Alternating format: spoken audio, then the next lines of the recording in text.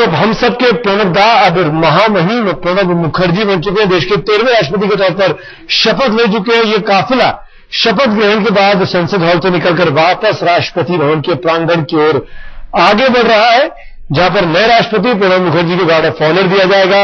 और फिर इसके बाद एक और रस्म अदायगी होगी जब राष्ट्रपति प्रणब मुखर्जी पूर्व राष्ट्रपति प्रतिभा देवी सिंह पाटिल को राष्ट्रपति भवन से के साथ निकलकर उनको अपने उनके नए घर तक छोड़ने जाएंगे। ये तस्वीरें आप सीधे इस वक्त देख पा रहे हैं, राजपथ की तस्वीरें। नॉर्थ ब्लॉक साउथ ब्लॉक के बीच से निकलता हुआ कारों का काफिला, राष्ट्रपति के विशेष गार्ड बाकायदा इस कॉन्वॉय को, इस कार को जिसमें राष्ट्रपति प्रणब मुखर्जी सवार हैं, उसको सम्मान देते हुए उसके आगे पीछे चलते हुए। और राष्ट्रपति भवन पहुंचेंगे प्रणब मुखर्जी, उनके साथ पूर्व राष्ट्रपति प्रतिभा देवी सिंह पाटिल भी है इसी कार में मौजूद। अभी कुछ देर पहले संसद के सेंट्रल हॉल में शपथ ग्रहण खत्म हुआ है, जहां पर प्रणब मुखर्जी ने राष्ट्रपति के तौर पर अपने पहले भाषण में दो खास बातें कही। उन्होंने कहा कि भूख और भ्रष्टाचार इस देश के सबसे बड़े शैतान हैं और आतंकवाद को खत्म करने के लिए पूरी दुनिया को एक होना होगा। प्रणब मुखर्जी पिछले करीब 50 साल से राजनीतिक करियर में है। 1960 के दशक में वो राजनीति में पहली बार आए और आज 2012 में तो देश के 13वें राष्ट्रपति हैं। 13 नंबर प्रणब मुखर्जी के लिए खासा लकी माना जाता है। अमूमन 13 नंबर लोगों के लिए अनलकी होता है, लेकिन प्रणब मुखर्जी के लिए 13 नंबर लकी रहा है। वो अभी तक जिस घर में रह रहे थे वो 13 तालकटोरा रोड रहा। उनको कई बार मौका मिला बड़े घर में शिफ्ट होने का, लेकिन उन्होंने मकान नहीं बदला और आज वो 13वें राष्ट्रपति के तौर पर उन्होंने शपथ ली है। 13वें शख्स हैं। डॉक्टर राजेंद्र प्रसाद को छोड़ दिया जाए तो सभी राष्ट्रपति का कार्यकाल एक बार का रहा। डॉक्टर राजेंद्र प्रसाद लगातार 2 टर्म तक राष्ट्रपति रहे। ब्रिगेडियर सावंत मेरे साथ हैं, जो पिछले कई वर्षों से इस तमाम प्रोटोकॉल को देखते आ रहे हैं, बताते आ रहे हैं।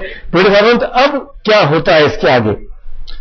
अब संसद से चल करके राष्ट्रपति भवन वापस आएंगे और वहां पर अंतर सेना सम्मान गारद पंक्तिबद्ध खड़ी है।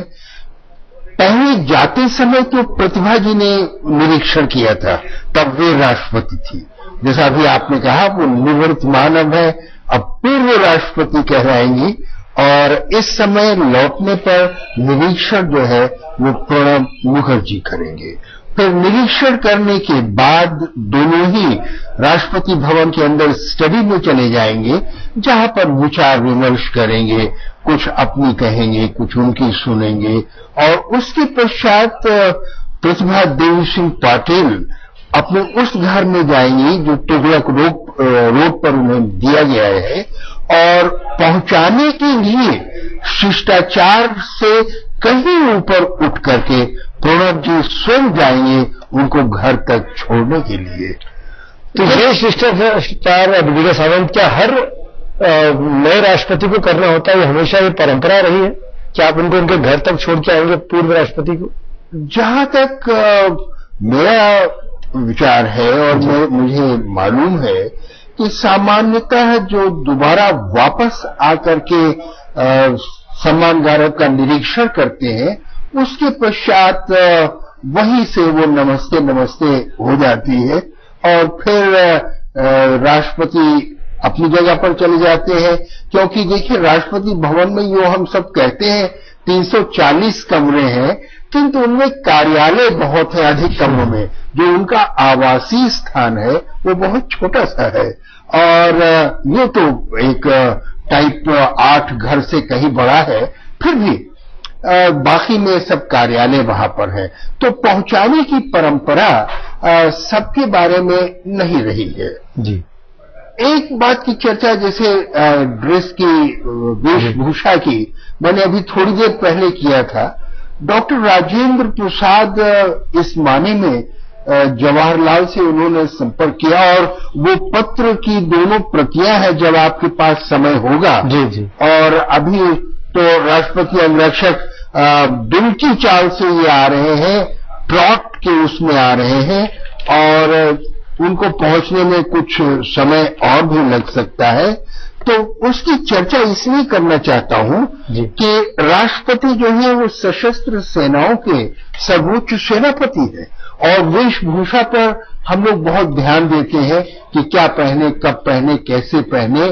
और इसीलिए जब डॉक्टर राजेंद्र प्रसाद ने लिखा उनको कि भाई हम क्या पहने, तो उसकी प्रति है, पूरा तो नहीं पढ़ूंगा तो वो समय बहुत लगेगा।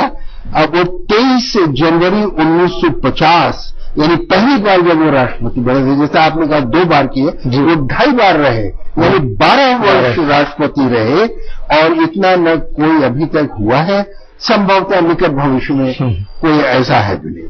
तो उन्होंने कहा कि जनरल अटल मेरे पास है अभी, और जो कमांडर इन चीफ है जनरल करियप्पा, उन्होंने कहा कि सैश पहनिए। सैश एक पट्टा है जो कंधे पर से पहन करके नीचे तक ले जाते हैं और उस पर चक्र लगाइए। आपका क्या विचार है? जवाहरलाल जी का क्या विचार? उन्होंने नहीं, अभी आप केवल अचकन और पैजामा ही पहन लीजिए, बहुत है। और वही काली अचकन और पैजामा जो है वो आज के 13वें राष्ट्रपति ने भी पहना। बिल्कुल, और लगभग उसी परंपरा को आप कह सकते हैं कि प्रणब मुखर्जी ने, अगर आप सुना हो पिछले दिनों में जो इंटरव्यूज दिए हैं तमाम चैनल्स को, तमाम अखबारों को, उन्होंने इस बात को बार बार बहुत ज्यादा अंडरलाइन किया कि जिन महान लोगों ने राष्ट्रपति पद की गरिमा को, राष्ट्रपति पद को और सम्मान पहुंचाया है, मैं उनके रास्ते पर चलने की भरपूर कोशिश करूंगा। तो उसी की एक छोटी सी शुरुआत कह सकते हैं, बानगी भर कह सकते हैं कि उन्होंने वही कपड़े पहने, वही काली अचकन, वही सफेद पैजामा जो पहली बार डॉक्टर राजेंद्र प्रसाद ने पहने थे। बिल्कुल। और डॉक्टर राजेंद्र प्रसाद की चर्चा भी उन्होंने अपने इंटरव्यू में की, क्योंकि यदि आप बाकी राष्ट्रपति पर सब पे निगाह दौड़ाइए तो वो तो सभी राष्ट्रपति गणमान्य है, किंतु डॉक्टर राजेंद्र प्रसाद ने जिन मर्यादाओं का पालन किया वो अपने आप में देश को उन्होंने आगे बढ़ाया। बिल्कुल, गार्ड ऑफ ऑनर शुरू हो चुका है इस वक्त राष्ट्रपति भवन में नए राष्ट्रपति के लिए।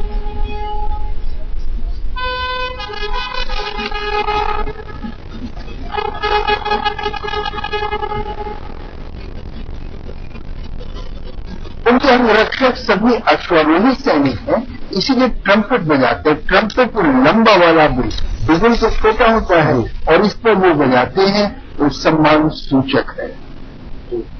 सल्यूट केवल। और देखिए कैसे पंक्तिबद्ध अश्व भी खड़े हैं।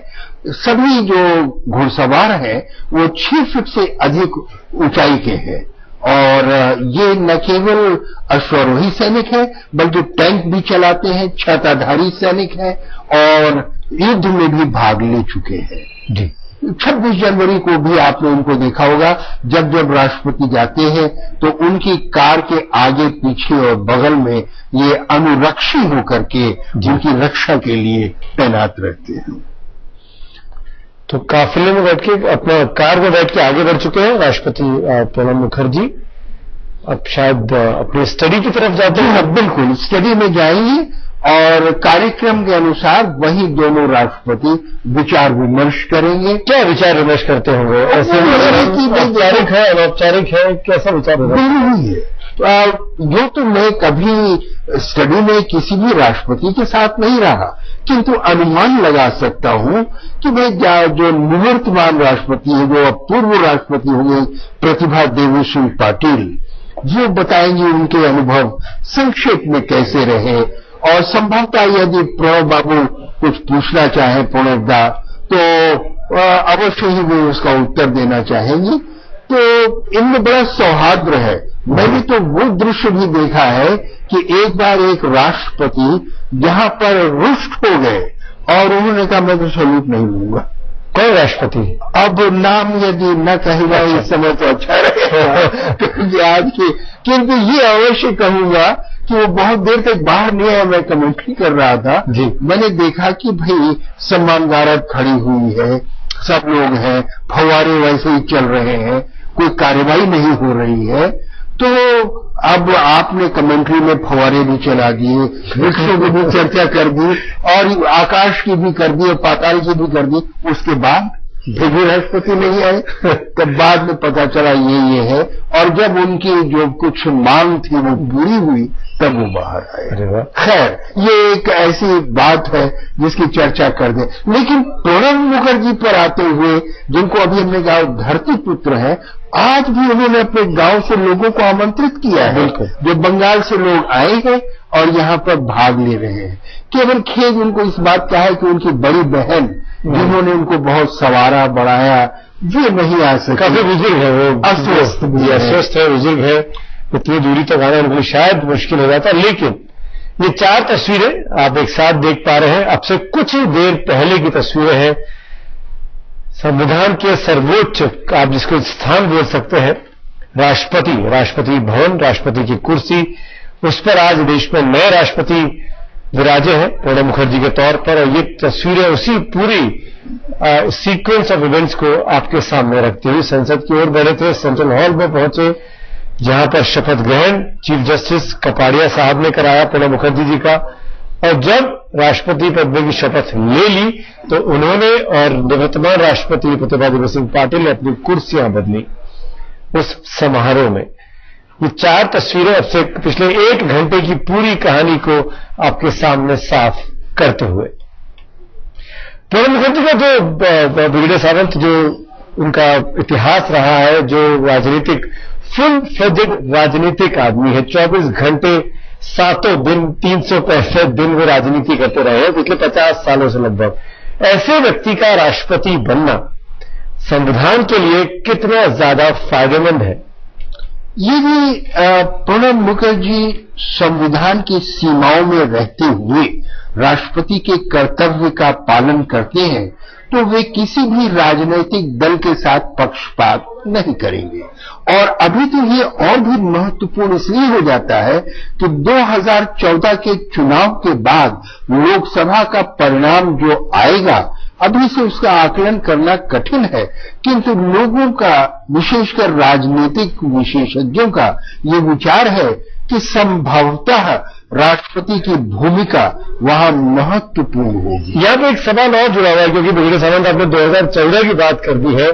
जिन राजनीतिक पार्टियों ने, क्योंकि बाकायदा चुनाव हुआ, प्रणब मुखर्जी चुनाव जीतकर यहां तक पहुंचे हैं, जिन राजनीतिक पार्टियों ने प्रणब दा को वोट नहीं दिया, पीएस संगवा के लिए वोट डाला, क्या 2014 के चुनाव परिणाम के बाद ये जो उनके साथ हुआ, क्या वो याद रखेंगे राजनीतिक पार्टियों के लिए, या वाकई में एक देश के सर्वोच्च नागरिक होने के नाते एक निष्पक्ष राष्ट्रपति के तौर पर अपनी भूमिका अदा करेंगे? सुमित, मेरा ये विचार है कि प्रथम नागरिक होने के नाते और इस स्तर तक पहुंचकर वे अब दलगत राजनीति से ऊपर उठ चुके हैं। और जैसा उन्होंने स्वयं अपने भाषण में कहा कि देश पूरा जो है उसे आगे ले जाना है, गरीबी है उसका निवारण करना है, आतंकवाद है उसको हटाना है।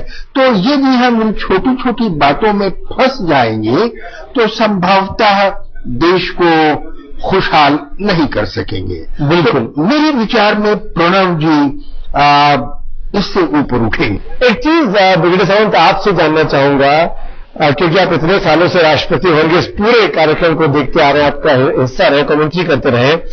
अब ऐसा कोई वाकया, क्योंकि राष्ट्रपति भवन 340 बड़े कमरे हैं, और क्या इन सभी कमरों में पूरा परिवार के लिए होता है? जैसे आपने कहा कि ज्यादातर कमरे जो है वो दफ्तर है वहां पर, तो कुल कितना इलाका राष्ट्रपति के परिवार के पास अपनी रिहाइश के लिए होता है? अलग अलग राष्ट्रपति पर निर्भर करता है। कुछ राष्ट्रपति ने कहा कि भाई हमें कमरे चाहे कम ही दीजिए, लेकिन रसोई हमारी अलग होनी चाहिए। प्रथम राष्ट्रपति डॉक्टर राजेंद्र प्रसाद और उनकी पत्नी राजवंशी देवी जी, वो बहुत ही सरल स्वभाव के थे, सामान्य सादा भोजन करते थे। तो पहली बात उन्होंने ये कही कि हमें छोटी सी रसोई अलग बना दी जाए, जो बनाई गई। फिर उन्होंने कहा कि हम तो अपना गेहूं और चावल स्वयं पछोड़ते हैं और उसमें से कंकड़ अलग और गेहूं अलग कर देते हैं, चावल। तो यहाँ सूप नहीं है कहीं पर राष्ट्रपति भवन में, क्योंकि किसी अंग्रेज वाइसरॉय, जैसा आप जानते हैं वाइसरॉय के लिए बनाया गया था, 1911 में राजधानी दिल्ली आई, 1912 में बनना आरंभ हुआ और 1929 में 17 वर्षों में बना, जबकि अनुमान था केवल 4 वर्ष लगेंगे। जी। लेकिन अंग्रेज रह पाए केवल 18 वर्ष ही उसमें, और 18 वर्ष के बाद भारत स्वतंत्र हो गया और उनको जाना पड़ा। तो न सूप की आवश्यकता उनको पड़ी न अन्य किसी को, लेकिन यहाँ सूप लाया गया। और कौन लाया? महादेवी वर्मा जी इलाहाबाद से नहीं।